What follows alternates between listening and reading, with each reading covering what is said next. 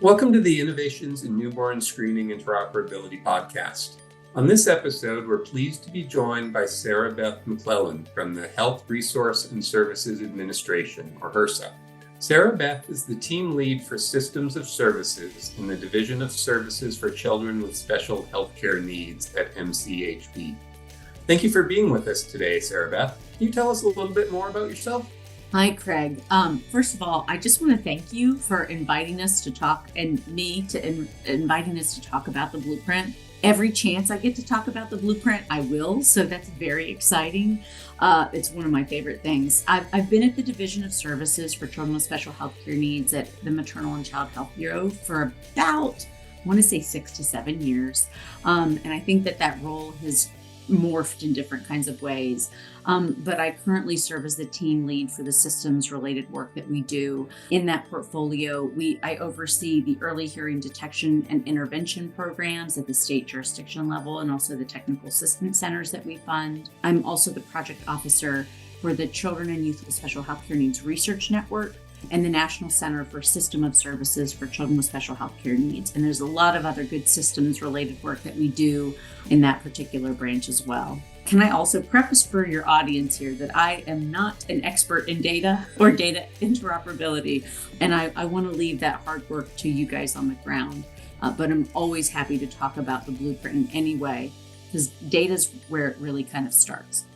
So let's talk about that blueprint. Last year, HRSA published the Blueprint for Change, which does a great job of describing a vision for a system of services for children and youth with special healthcare needs so that they can enjoy a full life and thrive in their community, all the way from childhood through adulthood.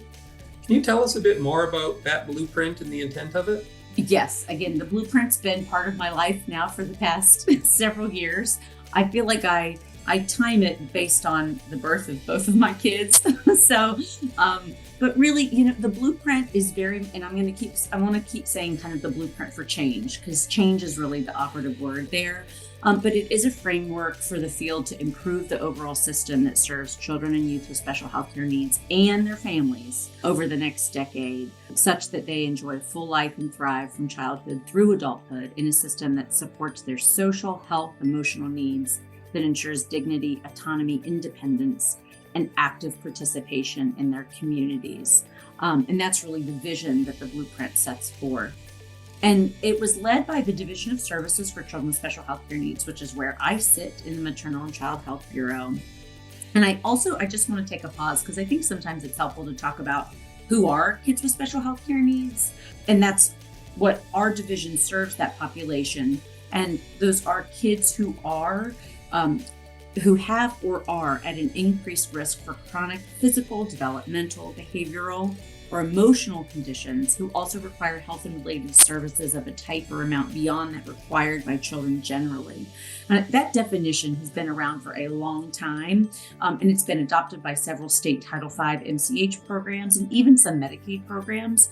We know it's not a perfect definition and address some of those concerns in the Blueprint article, but I really just think it's important to start with, who are we doing this work for? And most children do not have chronic medical conditions that require treatment, but about 20% of kids in the US do need more therapy or healthcare than other kids. And so those are the kids that we're talking about who make up the category of children with special healthcare needs. And I think, to me, the fascinating part and the most important part of the blueprint is kind of the context, what led us to publish in pediatrics. And in some ways, the blueprint really started way back in the 80s, but on the shoulders of many people who came before us here. And for decades, MCHB has really taken a leading role in developing frameworks that strengthen the system of services for this population. And we've partnered with federal, state, and other private entities to advance different policies and programs to improve health and well-being. But really starting in the 80s, and I'm going to say thanks to advocates and families for really ringing those alarm bells, the Surgeon General report was published that really called for policies to provide emotional and financial support to families with special healthcare needs. And that led to really revising the Title V block grant in 1989. And in that language changed. to really charge states to provide family-centered, community-based care for kids with special healthcare needs. And that legislation really prompted us within the Bureau to define the population. So that long kind of a little bit complex definition of what is a child with a special healthcare need. So that prompted us to define who we're talking about, who is the population. And before, that definition was very focused on just physical disabilities. So how can we think more broadly about what the population is and the services that they need? And what else that did is it prompted us to outline and measure what a well-functioning system of services is. So it's important for that's what we use as an outcome measure for state Title V programs, is what is that well-functioning system and how are those kids served within that system? And then in 2001, MCHB developed the National Survey for Children and Youth with Special Healthcare Needs. Many people might already know what the National Survey for Children's Health is, but way back, I say way back, it feels like way back, now it does.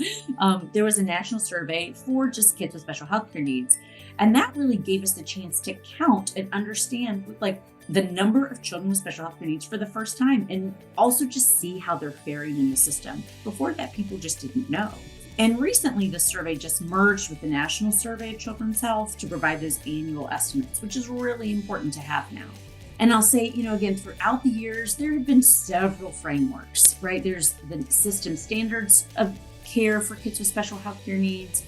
And those were really developed more to target health sectors, to adopt and implement different kind of strategies and managed care plans to help kids with special healthcare needs. Several frameworks have been developed and published, but we still know that kids are not getting well served within that system, which led us to the blueprint. And I'm going to say the blueprint for change. Again, the emphasis on the word change here. So we're thinking about this in terms of the next decade, how we're going to be thinking about changing that system. What are the gaps that still exist because the outcome measures for kids with special healthcare needs are still not what they should be. But how can we really make change for families?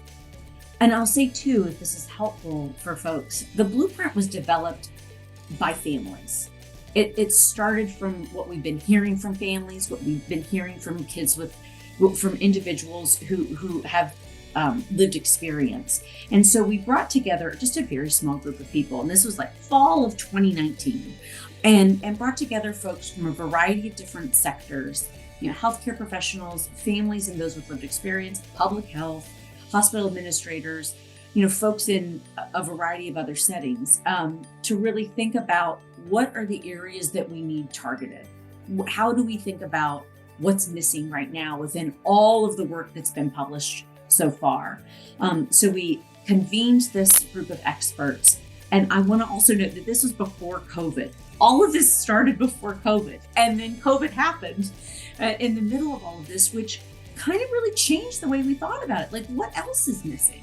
And so put together like a list of some principles and strategies, shopped that around to a variety of people. And, and then we held a national summit in 2020. It was going to be in person, but again, COVID led us to have a more virtual one, which was kind of nice in the sense because we got to invite lots of other people virtually, right, to hear about what we're proposing. And so we held a national summit in the fall of 2020. Over like 150 people kind of showed up, had listening sessions, provided guidance, and, really tried to steer, what the agenda and the framework was going to look like. And so all of that, we captured that information, filtered through, I don't know how many public comments and different conversations along the way. And really, we think came to a good set of principles and strategies that are focused on health equity, access to services, financing of services, and quality of life and well-being for children with special healthcare needs and their families.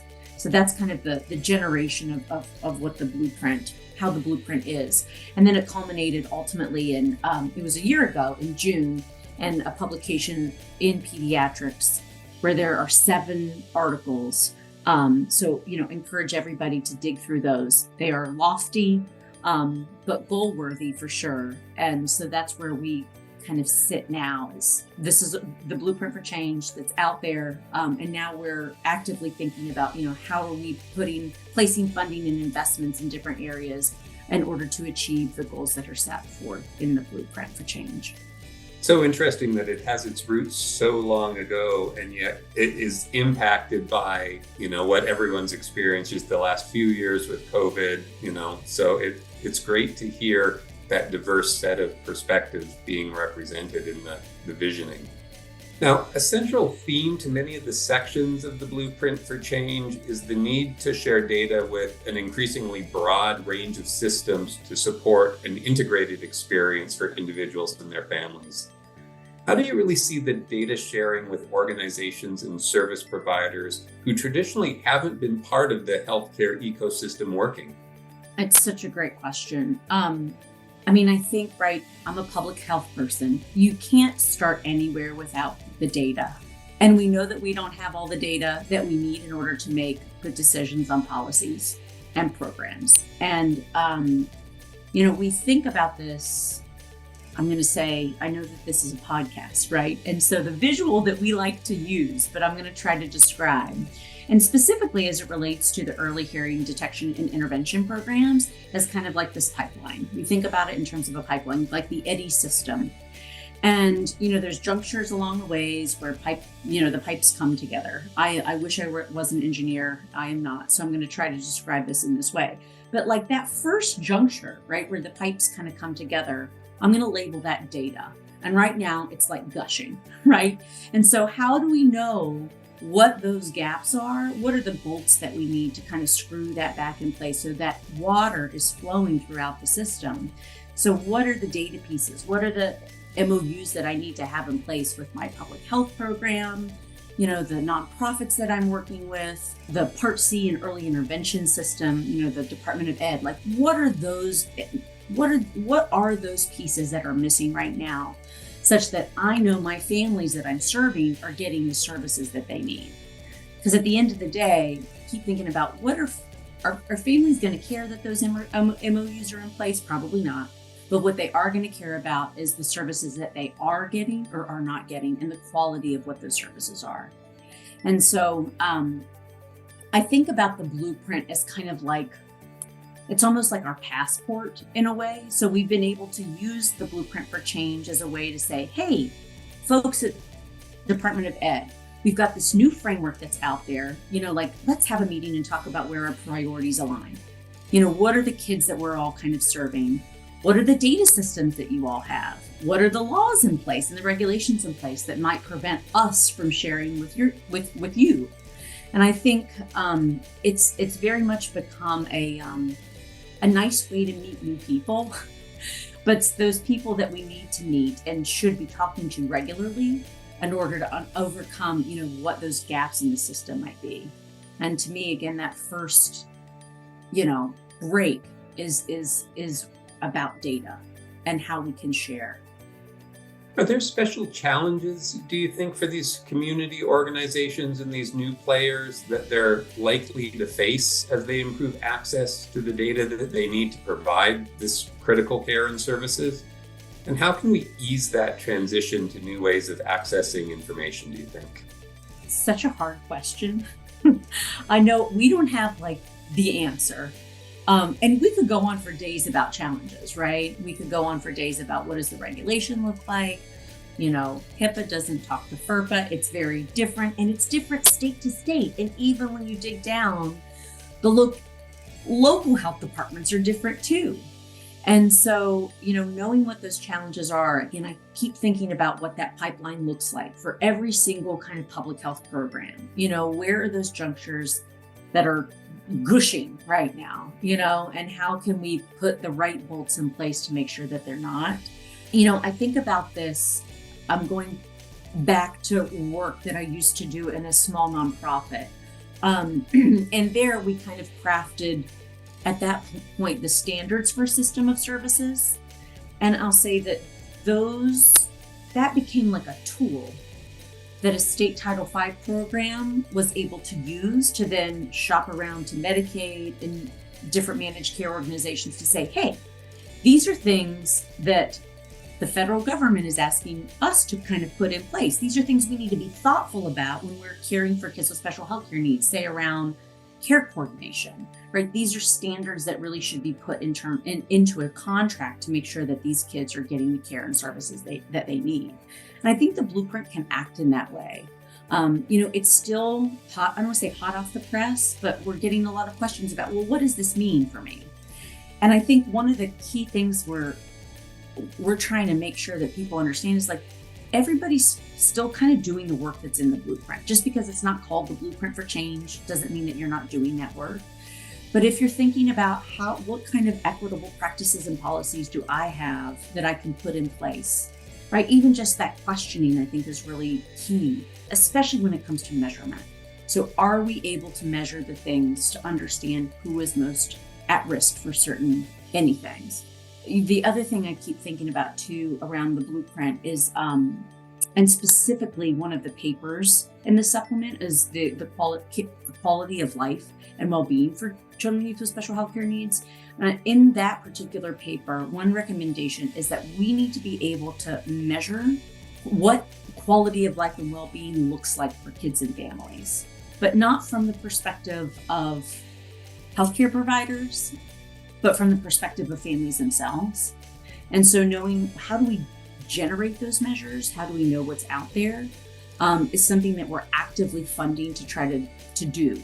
And so right now, the Children and Youth with Special Healthcare Needs Research Network that's funded out of our division and has been awarded to the University of Colorado Children's Hospital are actively working to identify what those measures are, to be thinking about, at the end of the day, if a system is working for kids, well-being and quality of life should go up, right? That's what we should be thinking about. And so what are those measures? How do we think about it? It's hard. We thought that, oh my gosh, we're going to put funding in place. They can figure this out in 5 years. It's harder than that. And we're just now realizing that too. I shouldn't say just now realizing it, but it's difficult. And so I don't know if I'm answering your question entirely, Craig. I feel like there's lots more unknowns, but we're trying to put things in place in order to be able to answer that very difficult question. Yeah, I think that first question of what does success look like? What does it mean to improve the life of an individual is so key, not only for developing the plans for how to achieve that goal, but then also just to keep it in mind that this is what we're working towards. This is why we do what we do day in, day out. And along those lines, the Blueprint for Change not only outlines the need to share data with community-based groups providing this support and services, but it really also calls out the need to ensure that individuals and their family have access to the same information that they need to be active partners in decision-making. So how do you see the interactions that public health programs have with individuals and their families evolving as the blueprint is implemented and data sharing becomes more extensive and effective?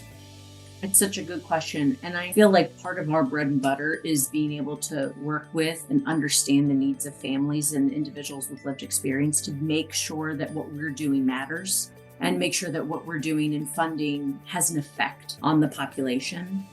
And I think that, I go back to part of the premise of the Blueprint for Change. And what we tried to do is have like a plain language version of that lofty vision that we set forth, right? Because we can talk in public health terms all day long. I don't even know sometimes at the end of the day what all these long words strung together even mean. But I think at the end of the day, right, what we're trying to make sure that what we're doing is that kids are able to play, go to school, and grow up and become a healthy adult, and that they get the services that they need. And so, and being able to do that is having access to what that data looks like. It's such a good question. And I think that the first place to start is to start with the families and those with lived experience. What would they have wanted? What would they need? How do they access that now? What are their barriers? If part of their pipeline is being able to think about, at the end of the day, I want X, Y, and Z. What are those junctures along the way that prevent them from doing that?